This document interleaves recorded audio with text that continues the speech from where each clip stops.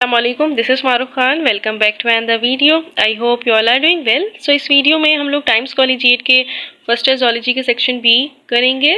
Last video में हम लोगों ने नॉन रीजनिंग क्वेश्चंस किए थे. इस वीडियो में हम लोग रीजनिंग क्वेश्चंस करेंगे टाइम्स कॉलेजिएट के.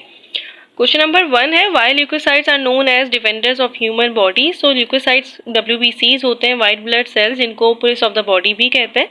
ये डिफेंड करते हैं ह्यूमन बॉडी को. फर्स्ट होते हैं ऐसे कि कोई भी इन्फेक्शन हुआ है ह्यूमन बॉडी में, कोई भी फॉरेन इन्वेडर्स आ गए, कोई बैक्टीरिया, वायरस, कुछ भी इन्फेक्शन हो गया है, तो ये फर्स्ट होते हैं जो एक्ट करते हैं in case of any infection. यही होता है कि रिस्पॉन्सिबल होते हैं for the protecting our bodies from infection and foreign invaders. ये फाउंड होते हैं ब्लड में एंड द लिम्फेटिक सिस्टम में. क्योंकि ये WBCs हैं, ये फर्स्ट होते हैं to act in case of any infection. Thus they are referred to as defenders of human body. That's why इसको पुलिस ऑफ द बॉडी भी कहता है. क्वेश्चन नंबर 2 है how pre capillary sphincters control the blood flow to capillary bed. So क्या होता है कि blood flow capillaries में रेगुलेट होता है tiny rings of smooth muscle, जिनको हम फ्री कैपिलरी इंस्पेक्टर्स कहते हैं. ये सराउंड करते हैं, मतलब जंक्शन बिटवीन होता है, बिटवीन द होता है arteries and the capillaries. Arteries सबसे जो स्मॉलेस्ट आर्टरी होती है उसको आर्ट्रियोल्स कहते हैं. सो ये आर्ट्रियोल्स एंड कैपिलरी के बिटवीन होता है. जंक्शन का मतलब होता है जॉइंट. सो ये इंस्पेक्टर्स ओपन और क्लोज होते हैं response to local change that signal the need of nearby tissues. जितनी ज़्यादा नीड होगी तो ये ओपन हो जाएंगे, और अगर नीड नहीं होगी तो ये क्लोज हो जाएंगे कि ब्लड फ्लो कम करे. तो फॉर एग्जांपल एक्युमुलेशन जो होती है कार्बन डाइऑक्साइड की, लैक्टिक एसिड की, अदर सेलुलर वेस्ट सिग्नल्स की that needs for increase blood flow to the tissues. So ये डिपेंड करता है प्री कैपिलरी इंस्पेक्टर्स पे. क्वेश्चन नंबर 3 है why DNA significant providing information. So DNA providing information के लिए बहुत मोस्ट इंपॉर्टेंट होता है, क्योंकि ये हेरिडिटी मटेरियल, इसी की वजह से पेरेंट्स टू ऑफस्प्रिंग इन्फॉर्मेशन जाती है. ये सिग्निफिकेंट होता है बिकॉज ये कैरी करता है genetic information that governs the development, functioning and the inheritance of living organism. ये प्रोवाइड करता है इन्फॉर्मेशन अबाउट जेनेटिक वेरिएशन. आपने अगर पढ़ा हो तो प्रोकैरियोट से आए हैं यूकैरियोट्स में DNA. माइटोकॉन्ड्रिया एंड क्लोरोप्लास्ट में राइबोसोम जो है वो 70S का होता है, जबकि यूकैरियोट्स में सारे राइबोसोम 80S के होते हैं. तो वो क्यों? क्योंकि प्रोकैरियोट से आया है DNA. क्लोरोप्लास्ट और माइटोकॉन्ड्रिया उसकी एग्जाम्पल है. तो ये information, variation, disease mechanism, evolutionary relationship, ये सारे के सारे देते हैं इसी DNA की वजह से. इंडिविजुअल आइडेंटिफिकेशन भी इसी की वजह से होती है, DNA की वजह से. पेरेंट्स टू ऑफस्प्रिंग आता है तो उसकी वजह से ये DNA बहुत मोस्ट इंपॉर्टेंट, सारी चीज़ें ईजी हो जाती हैं. ये इन्फॉर्मेशन देता है about genetic variations. Question number 4 है how enzymes energy is affected by change in temperature and pH. सो इसका आंसर ये होता है कि एंजाइम प्रोटीनिशियस इन नेचर होता है. ड्यू टू इस प्रोटीनिशियस कंपोजिशन ये एंजाइम्स स्पेसिफिक होते हैं टेम्परेचर और pH पे. एंजाइम के पास एक एक्टिव साइट होता है जो कॉम्प्लीमेंट्री होता है टू दैट ऑफ सबस्ट्रेट. आपने लॉग एंड की मॉडल पढ़ा हो बिल्कुल एग्जैक्टली उसकी तरह.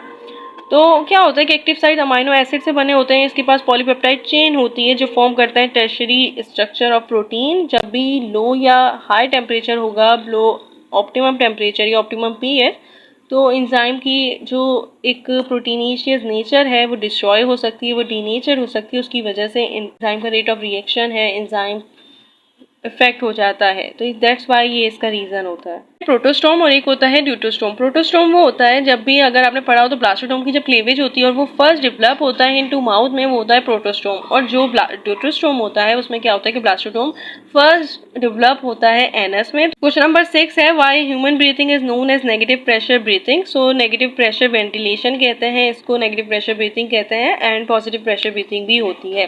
नेगेटिव ह्यूमन ब्रीथिंग को नेगेटिव ब्रीथिंग इसलिए कहते हैं क्योंकि जो ये ब्रीथ इन एंड आउट करते हैं होता है वो वेरी करता है. इन एंड आउट में, इनहेलेशन और एक्सपायरेशन में, दोनों में एयर प्रेशर अलग होता है, डिफरेंट होता है.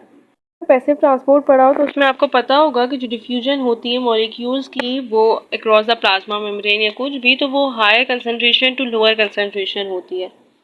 तो जब भी इंस्पायरेशन का मतलब होता है इनहेल करना करते हैं, तो इसका ये मतलब होता है कि वो जो प्रेशर है इनसाइड द लंग्स वो डिक्रीज है as compare to atmospheric pressure.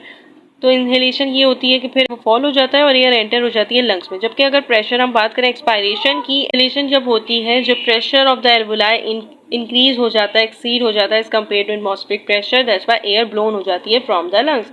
तो फ्लो रेट जो होता है एयर का in proportion to the magnitude of the pressure difference, इसको हम कहते हैं नेगेटिव प्रेशर ब्रीथिंग, क्योंकि ये दोनों डिफ्रेंशिएट हो रहे होते हैं, डिफरेंस होता है इन दोनों के प्रेशर में, वेरी कर रहा होता है प्रेशर. क्वेश्चन नंबर 7 है, how holozoic nutrition is considered as advance mechanism of nutrition and what are the advantages of it. So nutrition ही कंसिडर किए जाते हैं एडवांस मैकेनिज्म ऑफ न्यूट्रिशन के तौर पे, क्योंकि इसी न्यूट्रिशन की वजह से ऑर्गेनिजम्स के पास ये एबिलिटी आ सकती है कि वो डाइवर्स फूड से न्यूट्रिएंट्स को एब्जॉर्ब कर सकें, एक्सट्रैक्ट कर सकें wide range of nutrients from diverse food sources. Physiological activities के लिए एनर्जी नीड होती है, वो एनर्जी इसी वजह से आती है। सो ये इसके एडवांटेजेस होते हैं।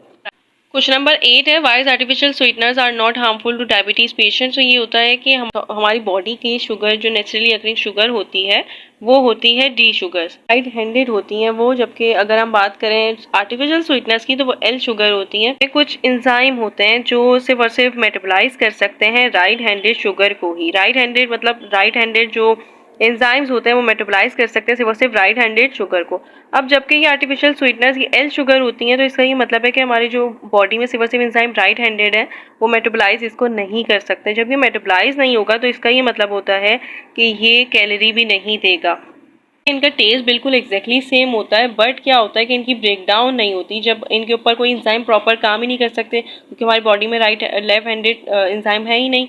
तो क्या होगा कि ब्रेक डाउन नहीं होगी, कोई कैलोरीज नहीं आएंगी और इसीलिए डायबिटीज़ पेशेंट के लिए हार्मफुल नहीं होता। So that said, if you have any query regarding these question answers, so let me know. Inshallah, I will tell you and solve your query. And if you like this video, then share with your friends too. Subscribe to my YouTube channel. Allah Hafiz.